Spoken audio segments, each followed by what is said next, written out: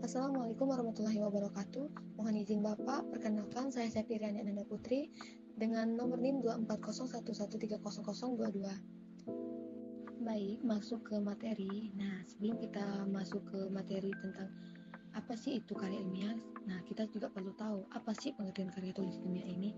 Nah, karya tulis ilmiah ini adalah tulisan yang disusun berdasarkan penelitian, kajian, atau studi pustaka dengan pendekatan sistematis dan metodologi tertentu. Nah, tujuannya ini juga untuk menyampaikan informasi atau pemecahan masalah yang berdasarkan fakta dan analisis yang objektif. Kemudian, masuk slide berikutnya itu ada tujuan. Nah, tujuan ini juga berfungsi untuk mengkomunikasikan hasil penelitian atau kajian agar dapat digunakan sebagai referensi atau dasar pengambilan keputusan ilmiah. Baik, masuk ke slide materi. Kemudian itu ada jenis-jenis karya tulis ilmiah. Yang pertama itu ada makalah. Nah, makalah ini adalah karya tulis ilmiah yang membahas suatu topik secara sistematis berdasarkan studi pustaka. Makalah juga pada umumnya digunakan dalam dunia akademik sebagai tugas perkuliahan atau seminar ilmiah. Kemudian ada ciri-ciri makalah. Nah, makalah ini juga bisa bersifat deskriptif dan analitis, dan juga bisa menggunakan sumber referensi yang relevan. Kemudian disusun juga dengan sistematis tertentu. Contohnya itu ada pendahuluan, pembahasan, kesimpulan. Kemudian ada skripsi. Skripsi adalah penelitian ilmiah yang menjadi syarat kelulusan bagi mahasiswa program sarjana S1. Skripsi juga disusun berdasarkan penelitian asli yang dilakukan mahasiswa dengan bimbingan dosen pembimbing. Kemudian ada ciri-ciri skripsi. Yang pertama itu ada menggunakan metode penelitian yang jelas. Yang kedua berisi hipotesis dan analisis data. Dan yang ketiga itu ada memiliki struktur yang baku seperti pendahuluan, tinjauan pustaka, metodologi, hasil dan pembahasan, dan kesimpulan. Kemudian ada tesis. Nah, tesis adalah karya ilmiah yang lebih mendalam dibanding skripsi untuk memperoleh gelar magister.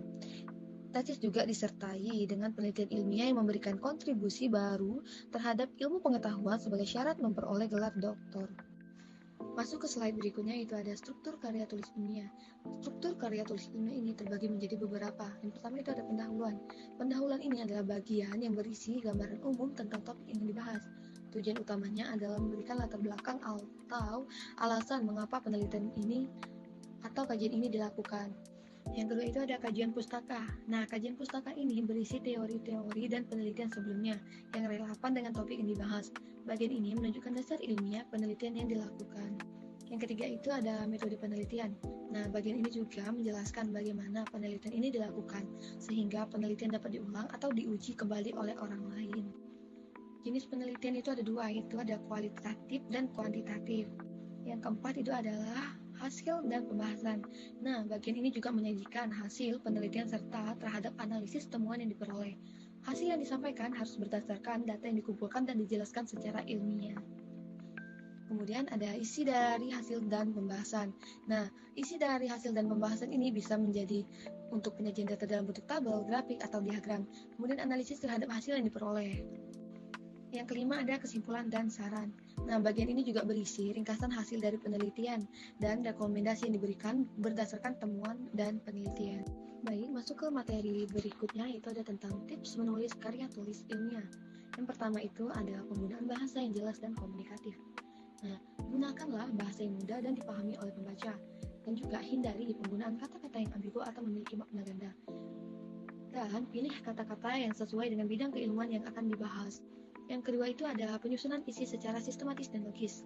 Nah, ini juga bisa kita ikuti struktur yang baku dalam penulisan karya ilmiah seperti pendahuluan, tinjauan pustaka, metodologi, hasil dan pembahasan, serta kesimpulan. Setiap bagian harus memiliki keterkaitan yang jelas agar alur tulisan mudah diikuti.